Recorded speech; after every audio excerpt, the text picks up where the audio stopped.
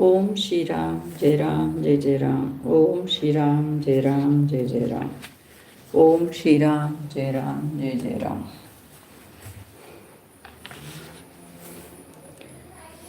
In Quest of God.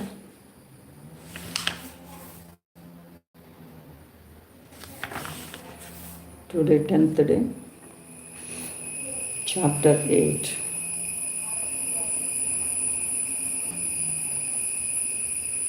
Journey to Tirupapiliyur.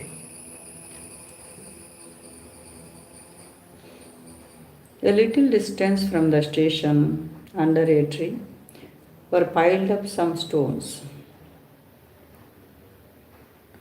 Ramdas, going up to the place, sat down on them and continued his meditation of Ram. It was past midday when another train arrived. Ramdas, leaving the place, got upon the platform. Ramdas, leaving the place, got upon the platform. Nobody obstructing him as the gate this time.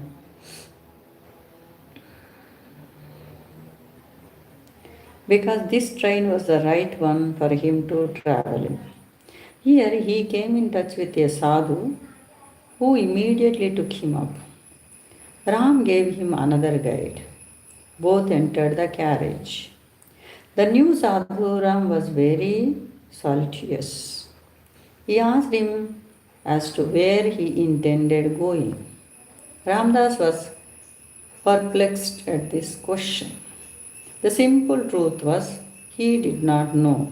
He replied, Ram knows, and since you are sent by Ram to guide him, you ought to know where he should go next. The Sadhu Ram then said, well, I am taking you to Tirupapuliyur and hence to Tiruvannamalai. As you please, replied Ramdas. You are Ram. Ramdas follows wherever you take him. Now the train was running. On the front seat, facing Ramdas, were seated two young Hindus, English educated. Both of them stayed for some time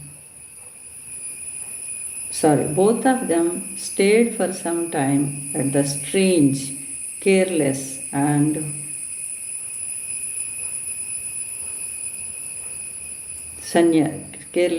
both of them stayed for some time at the strange, careless sannyasi, that is Ramdas, in front of them. Then one of them remarked to the other in English. They thought that the sannyasi before them was ignorant of the English language. Mark closely the sadhu facing us. He belongs, take my word, to a class of sannyasis who are perfect humbugs. The fellow has adopted this mode of life simply as a means of eking out his livelihood. This man is a veritable impostor and a hoax. This observation was highly approved of by the other party, who held a similar opinion of poor Ramdas. They spoke something more which he could not clearly catch, owing to the rolling sound of the running train. O Ram, how kind of thee to put Ramdas in a situation in which he is made to hear himself spoken of in this manner.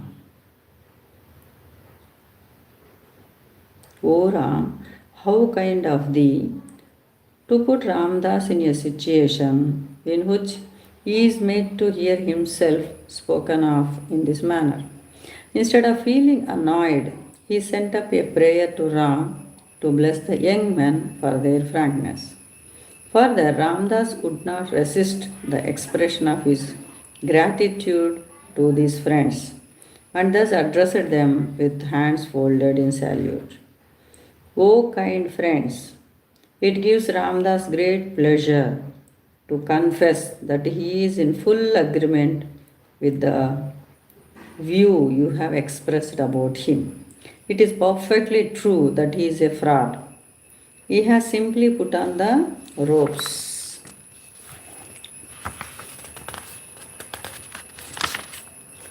He simply put on the robes of a sannyasi in order to find a living thereby. But one thing more you discover in him, and that is, he is mad of Ram, and every moment he cries out to him to make him pure and only live for Ram's sake. Besides, it is his humble presumption that Ram is taking him on this pilgrimage to purify him. Besides, his humble it is his humble presumption that Ram is taking him on this pilgrimage to purify him. This speech surprised both the friends, not so much on account of its import as the knowledge it brought them that the vagrant sannyasi could understand English and therefore had grasped the purport of their remarks, which were never intended to be known to him. A sudden change came over them, and both fell at his feet and sought his pardon for their thoughtless remarks. As they termed them, thereafter they became very solicitous and kind. They inquired if he required anything to eat. This was a reminder to him that he had not tasted anything the whole of the day, a circumstance which he had entirely forgotten. He then told the two friends that he was mainly living upon fruits and would gladly accept any alms from them. After some consultation with the Sadhuram, the guide, they handed over to him some money for the purchase of fruits for Ramdas. Ram's ways are indeed inscrutable. He is all love and all kindness. So, this is what 8th chapter. So, though the friends have made some comments, Papa has taken as positive. He never denied it. He thought God has brought for his best. He did not get annoyed. Even though he sent a prayer also for their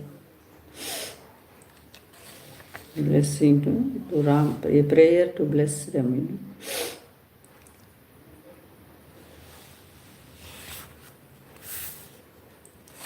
And they thought first, Papa he may not be knowing English. So without thinking, we should not come to a conclusion, judgment. We should be careful before uttering a word. And today is 10th day, chapter 8.